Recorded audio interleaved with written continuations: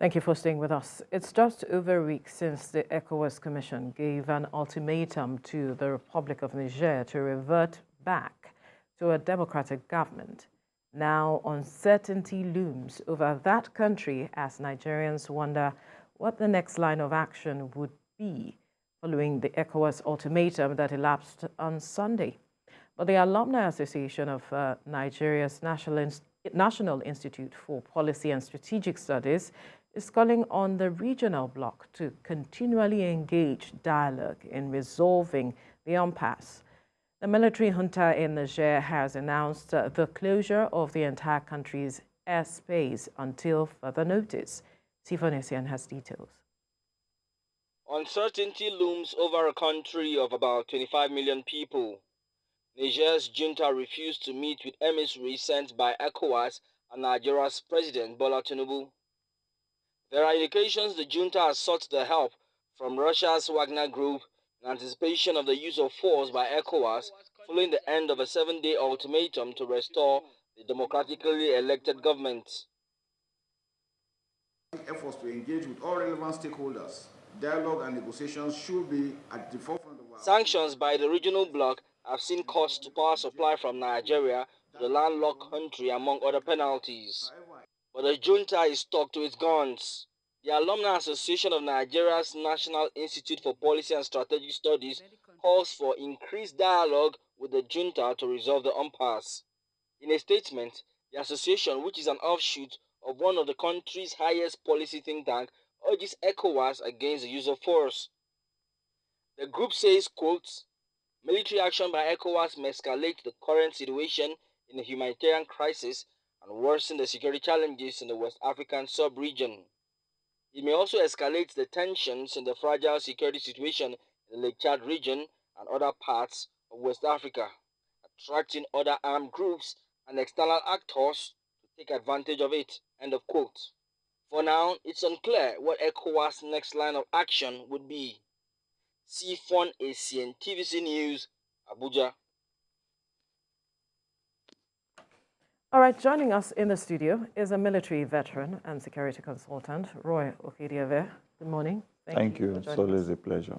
Right, and we also have Femi Aratokumale, who is a UK-based security expert, joining us in the studio as well. Gentlemen, thank you so much for joining us. Good morning.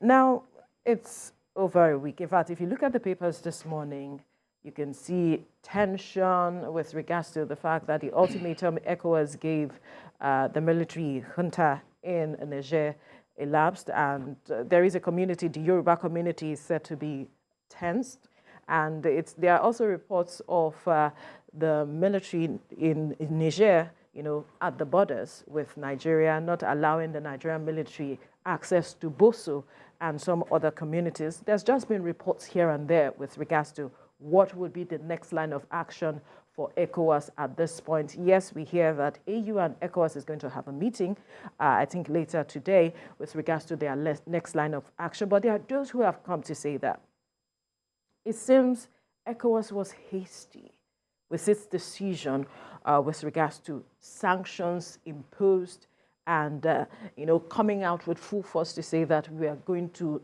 show some level of military might and force in Niger. What are your thoughts? Well, thank you for the opportunity. You see, in Africa, Nigeria is like one of the big brothers, okay? And that was even possibly one of the reasons why our president was quickly unveiled as the head of ECOWAS. I'm sure they were lacking proper direction, because for a long while, ECOWAS has been just below the ebb and quiet, because we have other coup d'etat, we have other military taking over other countries in West Africa. And if you say they are not our members, they were suspended, but it was after the coup. So if there was a coup and you suspended them, why didn't you suspend Niger? Why didn't you suspend them? So I think that the decision was hasty. I agree.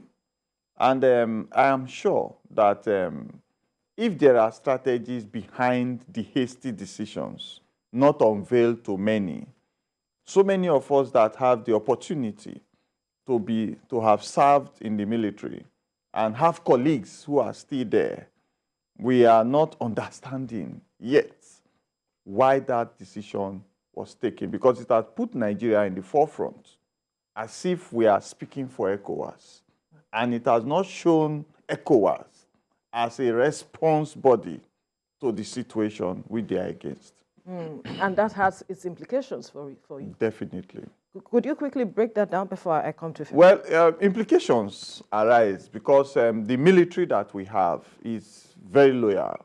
Nigerian military is one of the most loyal militaries in the world. You know, if you see what kind of lifestyle other militaries in the world go through, both medical, remuneration, motivation, equipment, and if you see the integrity of resilience that Nigerian military hold, you will agree with me that with this instruction, they are poised for battle already. No general, no soldier will be arguing with the president. Rejected, you know, the president's request. Yes, the Senate has rejected. Nigeria is the instruction that the military listens to, both the presidency and the Senate. If those bottlenecks are cleared, Nigerian military will move in. If they move in, my fears are sustainability. How will we continue in that openness? That's one. Two, to remain there and be effective, because all other West African countries have not begun to show collaborative readiness. So if we do, then we are opening up a lot in our backyard. I've seen a lot of people that you ask for some money, you say, I have a project, I'm building a house. So definitely Nigeria will not have the military to deploy internally, which the military have shown that there is oppressive superiority over other agencies. Where we're supposed to call the police, we have been calling the military. So these are the people you need to redeploy before you start thinking of growing more recruits. And who are the recruits? Most of the youths want to travel out. So many people are not looking at the military as an option because of what they see for the military veterans. You know, so if I go into the military, how am I coming out? What am I coming out to? So let me come to you now. He said that the decision by Ecowas was quite hasty. I wonder, you agree as well. But then the Ecowas wants to put its foot on the ground to show that it is not supporting what is going on in Niger. Hang on a minute. Thanks for this very open opportunity for me to put my one or two points out. When you mention the word Ecowas, how many countries are actually agreeing to go into this unplanned conflict that we want to go into? I don't want to call it war. I don't want to call it any other thing, but I want to call it a conflict which is internal conflict within Niger, but we're not making it to be like a general thing. When you have things like this happening, we have some power players that are readily ready, just like Roy said, to gain and cash out from this. Those are the arms men dealers. Are we producing any? No. We're going to be using the same security system we have here that we have not been tactically ready for war for many years. What we've been doing has always been what? Peacekeeping. Don't let us forget. Are we taking them down to find a guerrilla war, or what sort of war are we taking them down to fight? Let us leave that aside. Now, let us come to the issue of this border. Some borders are just like drainage that you just cross over and you are in the next bedroom. We are like families. You have people married there, you have people married there. So they cross each other's boundaries every minute. So who are the immigration officers or the police officers or the civil defense that you want to put there?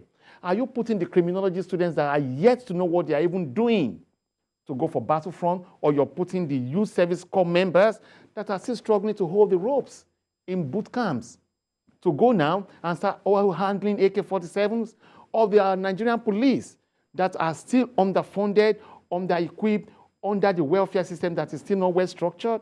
We have a lot to play around with. But the question I'm going to ask is this: what is the path of sustainability? Just like Roy said, can we overcome this? Can we sustain this? Can we actually pledge and say to our veterans, our police officers, our soldiers, that yes, we want to go to this place and fight? Do not let us forget, when there was civil war in Nigeria, who supported Nigeria? Niger. If we forgot history, let us ask retired head of state, General Gowon, what he did after the civil war. He went down there, to kind of like, show support, to say thank you. Now we want to go in there and show them that we're very, very ungrateful. We're going to deal with you. It doesn't work that way. Instead of going for war, why not just look for peace path to resolve this conflict with them? That, hey guys, come on, organize an interim government and let us just settle this cause quickly and for all. How many countries are we going to be going for war for? Do not let us forget, Libya is there. They are yet to get out of the wound. We have Mali, we have Burkina Faso, we have Kenya and Somali. We have so many countries having civil unrest at the moment. Congo Republic is still there.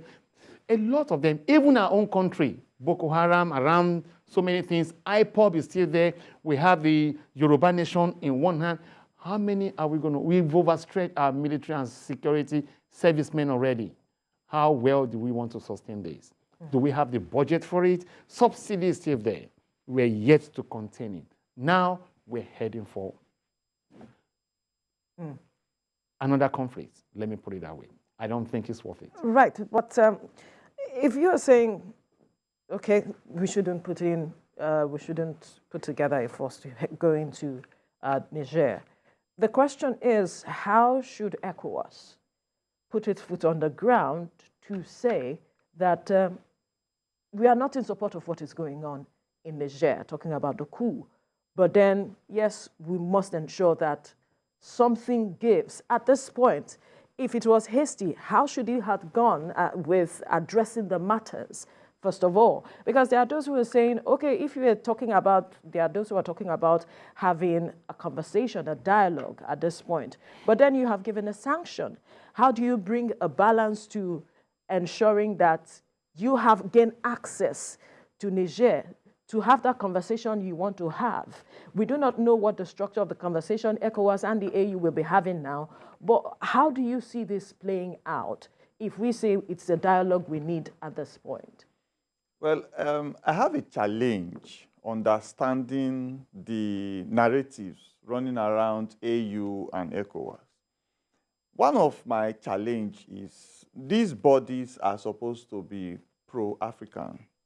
These bodies are supposed to look at the global development and see that Africans go through, some Africans hide under the rudder of a ship to travel to a country that their mineral resources is making headways.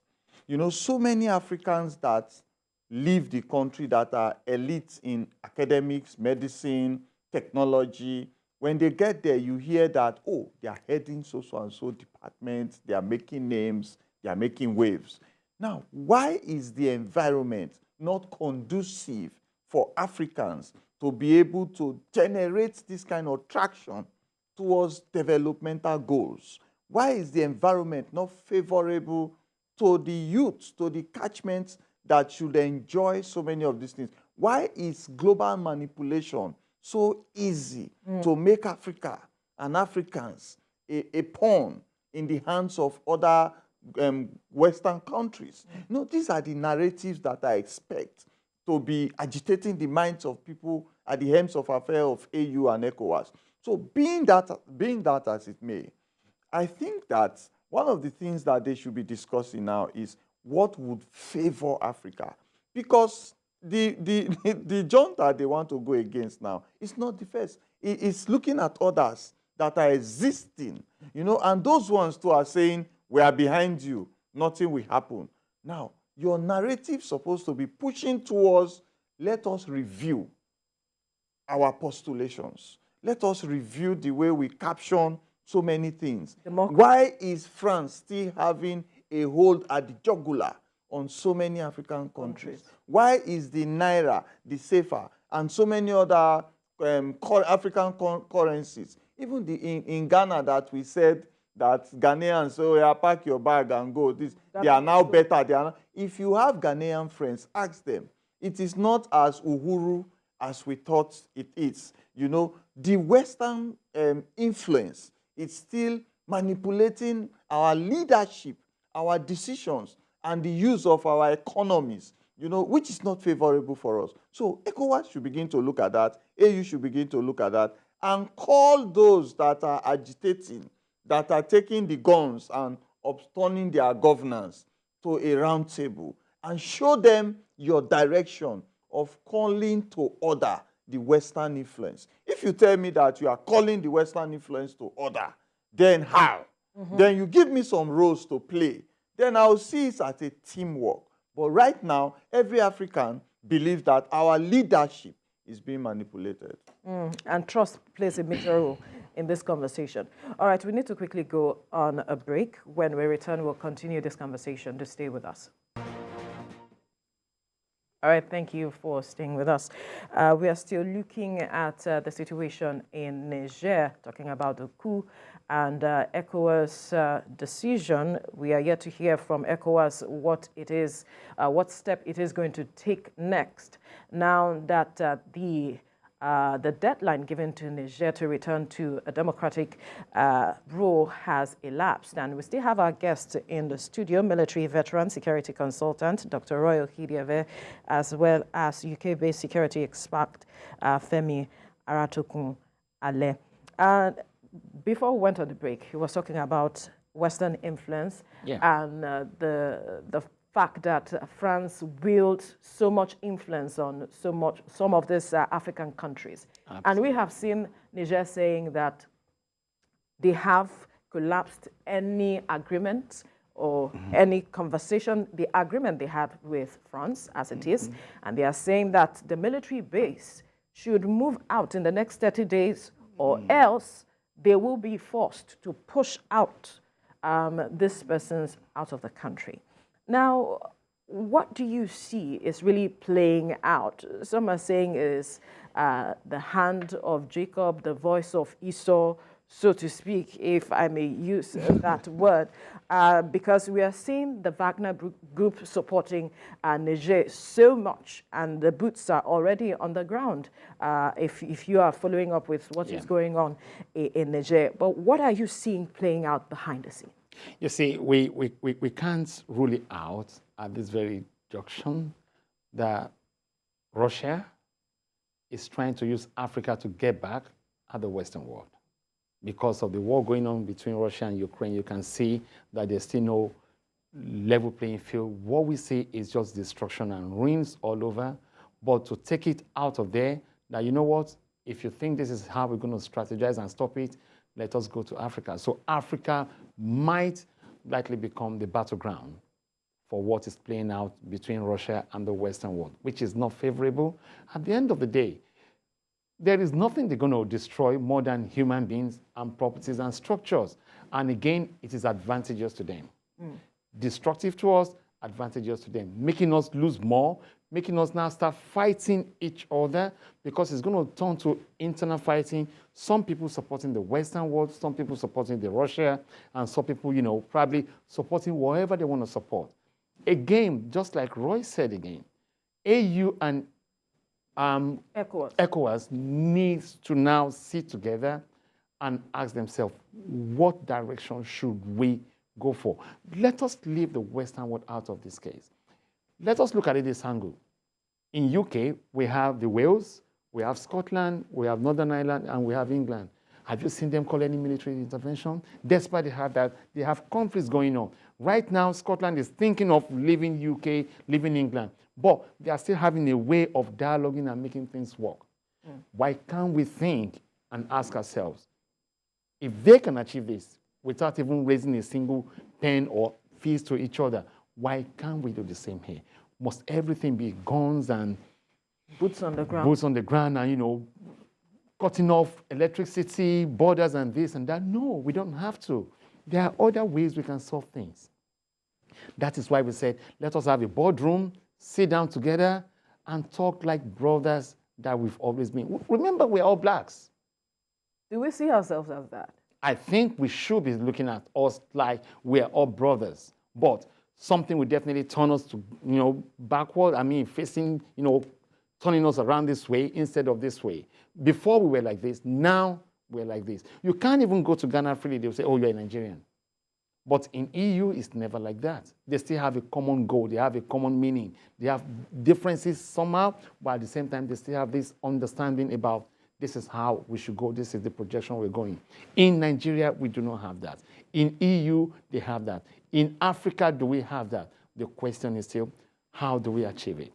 We cannot achieve this by going all out to start fighting each other. How many wars are we going to fight? The moment we turn against Niger, Mali is there, Burkina Faso is there, other countries are there that we're still going to turn around with. And remember, all these countries surround Nigeria. They are just like a cap to Nigeria. Nigeria is in the middle, if we look at the map strategically very well. What do you think will happen to Sokoto? Let us start from there. What will happen to the inflow of how food, cattle move into the Nigerian country? We have a lot to play with over here that we're not actually thinking. So we need to have a balance, and part of the balance is this. Let us have a roundtable talk just the way we're talking now and see a better resolution to this conflict they have.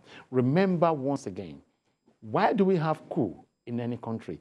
If the government is not functioning very well or thinking about their population, something would definitely come up. They're like, no, we're not giving in for you. You have to do this, you have to do that. So they are now agitating towards a common goal. We need a good governance. So this is where our President Bola Ahmed Tinubu, should stand up and say, you know what, let us look for a better way of solving this. We have so many coups in Nigeria as well. How many interventions from all over the world? How many sanctions? But how many wars came to us? None. So we shouldn't start thinking about going to war. What we should be looking at is how do we amend things and make peace reign in our country and in other African countries. Right. Roy, why do you think that the junta remains defiant? The junta in Niger? The junta remains defiant. I want to take it from the intrusion of Wagner Group that you mentioned. You see, there is business going on. Wagner is a business body. They have done their risk assessment. They have entered into the space to make money for themselves. And they have partners. There are global partners who are countries. There are partners who are individuals. Now, Nigeria and Africa has private security practitioners too. Wagner is a PMC, private military contractor. Nigeria also have private military contractors who have not been given licensing to the extent of operationability, battle-ready, battle-tested, as Wagner is. This is an eye-opener for us, because we have seen many times that I was once the PRO of Association of Licensed Private Security Practitioners, and we have written many times that give permission for private security companies to bear arms at categories of stretch, to reduce the burden on the agencies. This has not gone through National Assembly. They have not even looked at it, Now, this is an eye-opener. Another thing that you need to see is Africa is a wealth to siphon from. Russia having these issues with Ukraine, having to show the world that, hey, I'm not a push aside, having to show relevance, having to show personality, it needs to also show influence and acceptance in some of these African countries so that it can come in. Look at military presence. US, they have close to 100 or so with UK joined together, But if you look at Russia, China, they have less than 40 put together. Military presence, military stations in other countries, especially in Africa. So how are they going to get the manpower and everything? So this is an opportunistic advantage for them. They say they are giving grains to Africa. Okay, so how much do we take all the time? Is it every time people just come and say, take this, take this, take this, IMF, say, take Our this. hands are always and we are always taking. So we should begin to review what we take, even at our lowest ebb. Even if both of us are fighting and I'm giving you a knife to say, stab Roy, you should ask him, hey, hello, hold on. Hold on, we'll fight. Yes, but you hold on. So how many hold-ons are we ready to do now, right now? So let's talk as Africans that are aggrieved. Let's talk as Africans that have challenges. And let's look at resolving those challenges without going to sign contracts again. You say you don't want the influence of France. How many other influences will you now sign to be able to push France out? Do you need to sign those influences? Because the Wagner cannot achieve any as much. There is no agreement. There are minerals there. There are payments you will not pay once. So you will agree that in the next 10 years, we'll be able to pay you this, pay you that. Please do this for us now. And in the next 10 years, you are gone. Another generation is now looking for a way out. Now, you mentioned earlier that our borders are very close. And I saw reports, I think yesterday and the day before, of trucks packed at the borders with food items. And no access into Niger, and we know how we trade. Yeah. And then there's also the matter of the security issues, and we know how the role Niger plays when we talk about fighting Boko Haram, yeah. in that part of the region. What are the implications you see with regards to these matters that I've just mentioned, trading and security? Well, I think somewhere along the line, some people will, or some sect of people will start busting and popping champagne that, yes, it's time for us to move in again, ISIS. And some other militants were like, yes, it's time for us to start our propaganda again. Don't forget, Niger and Nigeria, they have this relationship when it comes to fighting Boko Haram. Yes. They understand the borders very well.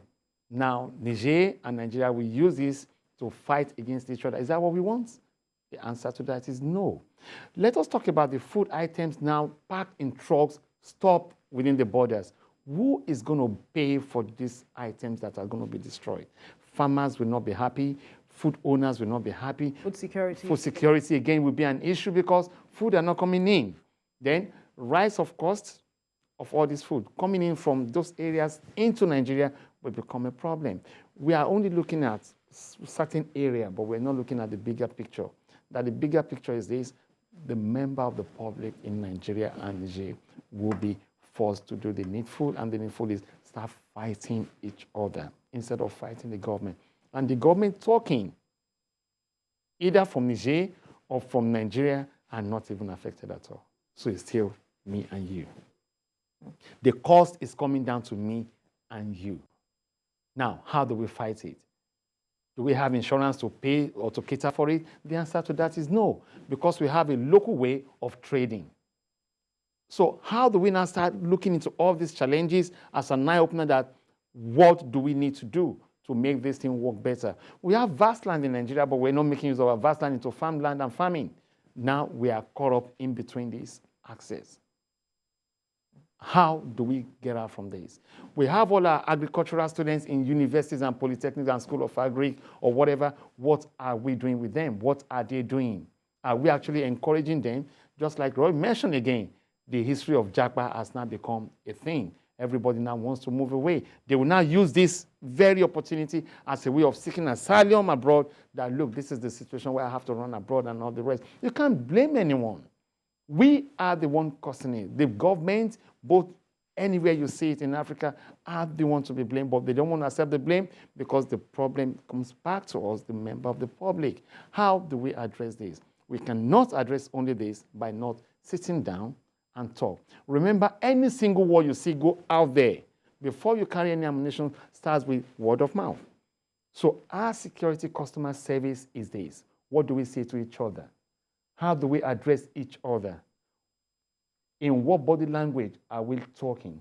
When I look at you straight, Roy, what am I telling you? Am I telling you true? Or am I being honest to you? Or I'm lying to you?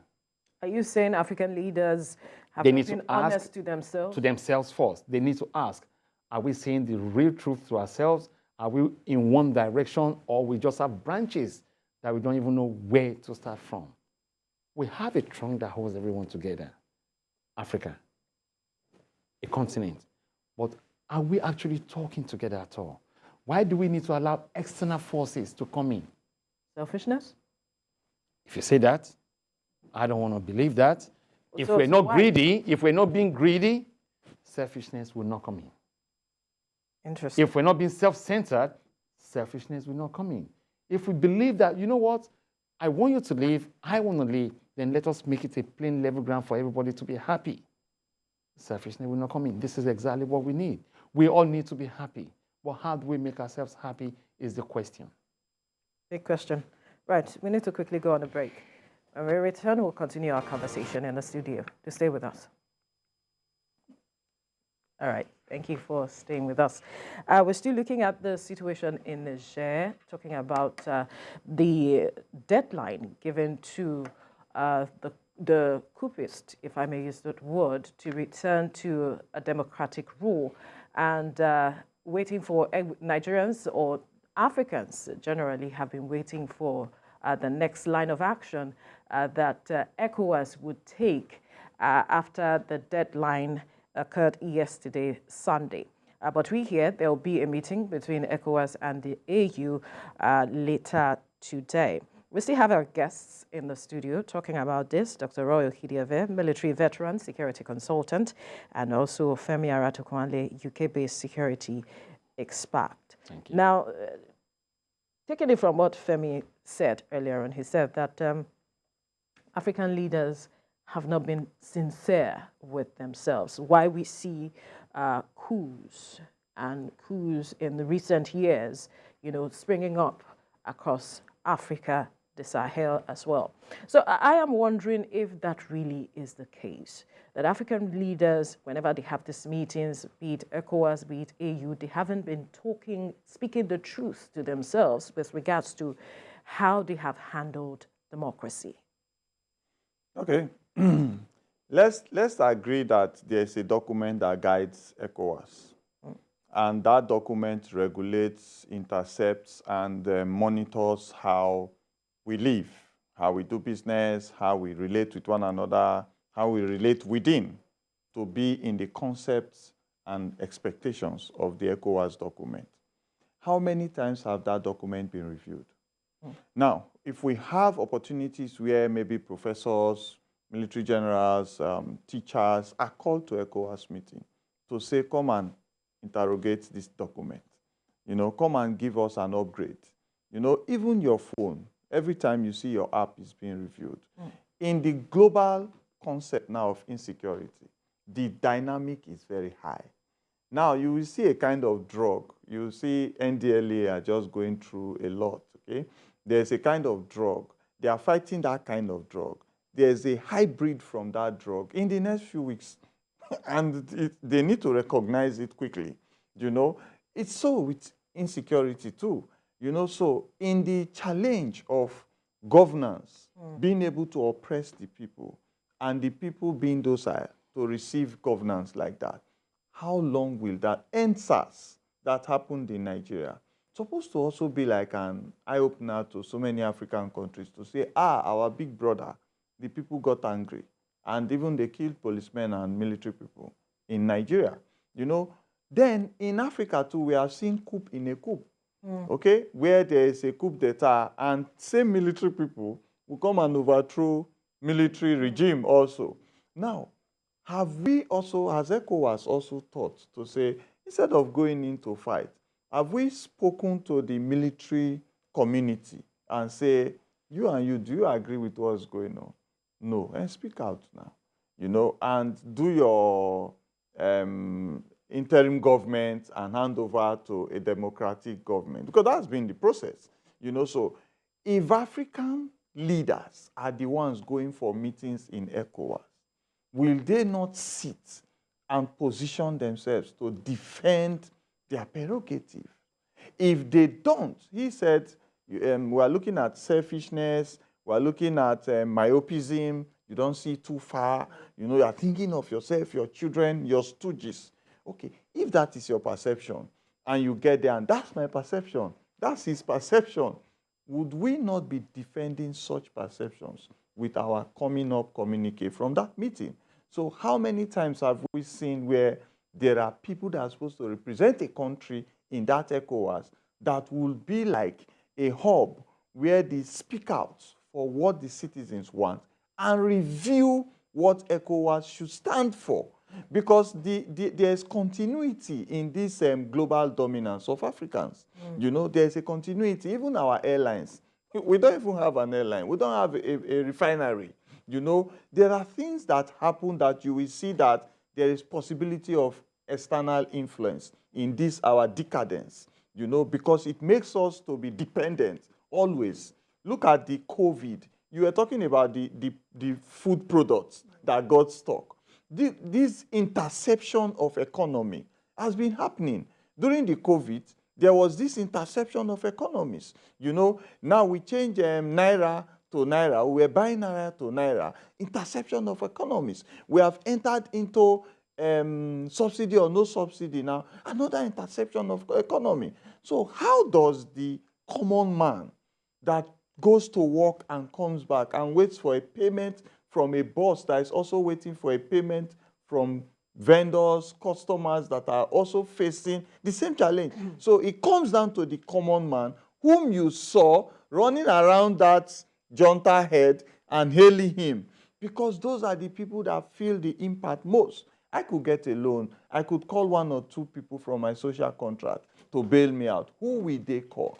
So the problem lies there, that our leaders should not allow themselves to dominate decision-taking when it comes to the direction of Africa. We should have teams set up to represent each country. Now, it's a critical time at this point, because nobody knows what the decision for ECOWAS would be at this point, seeing that the time for the sanction has elapsed. But what would you hope that ECOWAS does to stamp its foot on the ground? Because that's the issue. For quite some time, a lot of persons have felt that ECOWAS is not holding its own. It's not making that as much influence within the region.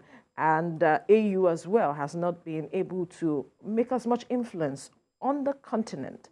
So what can they do at this point? Yes, everyone has said no forceful move or invasion of Niger as it is right now, but then there has to be a dialogue. Will Niger be open to listening? I wonder, because there are issues all around us. What do you see? You see, if you look at Niger and other countries, faced with this military situation at the moment, they are equally well-read. They are educated as well. Don't let us forget that part. Not that they want to be there in power to start ruling or doing this and that. They believe so much that, okay, fine, if we say we want democracy in our country, in Africa, democracy should be democracy. But the question is this: have those in the line of this politics following the rules of engagement of democracy is the key question. And this is why we see all this uprising happening. Yes, Niger and other countries can say, okay, fine, we will organize interim government, we will organize a quick run of elections and stuff, and let you guys come and be the observers, observe, and let's see what is what. But who are the politicians coming out to partake in this very election is the key question. So there are so many things that even Niger, they are penning themselves and that, okay, fine, if we want to go into politics now, who and who will do this? If we want to go into democracy, are we bringing back those old guys that we said are not good? Are they coming back? Or we want new, fresh faces? So these are the key things. EU, ECOWAS, AU, even EU and everybody should sit down together and ask, okay, fine, if this is the direction you want to go, we will support you. Let us go through this direction. But thinking you want to eliminate France, eliminate this and that, is not going to happen. You think so? Yes, it's not going to happen. And I'll tell you for a fact, it is not going to happen. Why? What do we produce in Africa is the question. What do we produce in Africa? Just tell me what we produce in Africa that is not coming from EU and not coming from the Western world. What?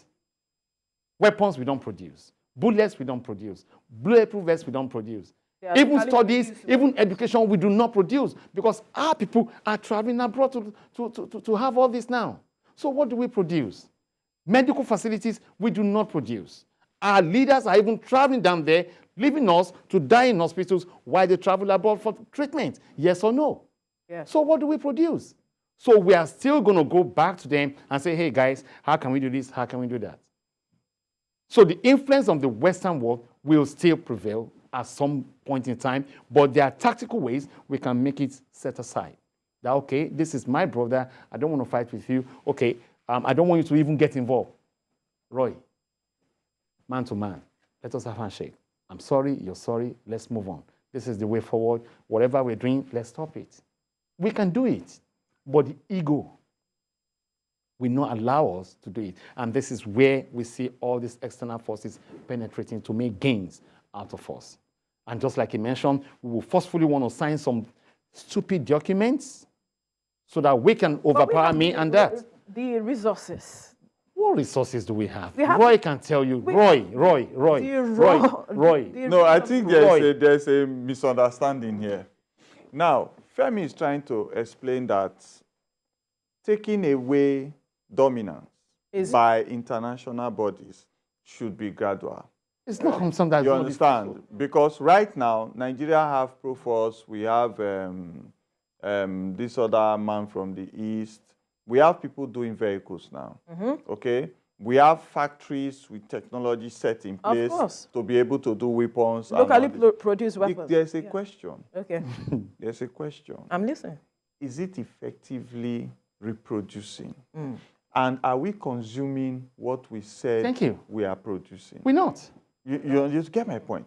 So how many importation of weaponry into Nigeria do we have right now? How many vendors are running around Ministry of Defense and all those places for procurement purposes, whilst we have declared that we have this? Remember, there's a refinery that we just declared that should start running. Yeah. Now it has been moved to 2025.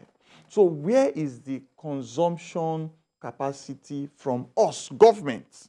Some governors bought innocent vehicle. Their rejected it. So we are looking at consumption. So he is saying that we can't just say, France, get out, this, get out. You must look at a process where you produce and start consuming what you produce. Looking inward. Yes, gradually pushing. That was why I mentioned earlier on that we have agricultural students, we have agricultural universities and engage them. How do we engage them? Are we actually engaging them? Are we investing into them? Do we even have food festival at all in Nigeria? Do we consume what they produce? We do. We have food festival. Yes. There's one that happened not too long ago. Which one? Don't worry. I will tell you. No, but I need to get your perspective on what step you see ECOWAS taking at this point. Yes, it wants to stamp its foot on the ground that it is not showing support for what is going on, but then diplomacy also has to come to play, as you both have said. Okay. At a point when I left the military in Nigeria here, I heard about the ICMC, Institute of Chartered Mediators and Conciliators. You know, and I got there and I registered. I was prepared to write the fellow exam, and I did. And I'm happy I made that exam because it made me to be in a place where senior advocates of Nigeria and very high-profile people engage in mediation and conciliation discussions. Right. And it's a project that they have gone global. So many of them go to other countries to go and intervene in mediation, in conflicts. Now, one of the ways ECOWAS should do is to review its conflict intervention system entirely. You must review it. You must review the processes of conflict intervention. Those in conflict have a right to choose who comes into mediation. ECOWAS cannot just force people to go there. That's why I'm saying we should review the ECOWAS document with current realities. Current realities means this man have done this thing you are coming to break my head for. And he's still standing there with the crime. You know, so second thing ECOWAS need to do now, after you begin to review, you need to have a discussion with all those other states whom you suspended. It's like a mending process. Right. All those states, all those countries whom you suspended, whom you have put sanction against, you are bringing your brothers home. They are prodigal sons. They come back home. You bring them home and try to find out where are meeting points, where are the processes to debar such things. If I want to plan a coup and I see that those that did and seemingly are enjoying that leadership, they are in a conversation to reverse it, then I wouldn't even start at all. That's number one. Number two, we need to have people that will represent each country, not the presidents going there to speak. There should be an intervention. I asked somebody, do we have an embassy in Niger? Do we have an ambassador? Did we review from the embassy how many exposed Nigerians are there? You remember in Ukraine how it took us to evacuate our students. And even Sudan. Do we have students in that place? Do we have Nigerians in business in that place? Have we thought about their welfare? You know, so there should be a different body interrogating this, not the president, because those bodies will be speaking for the people, and they will be meeting as Ecowas representatives, speaking as Ecowas. So you don't just take the president, Bola Tinubu, and say he's the one that said it, so it's Nigeria that wants to fight us. You know, so it comes as Ecowas. Note also that most of the ECOMOG interventions, before you know, it's always taken over by UN.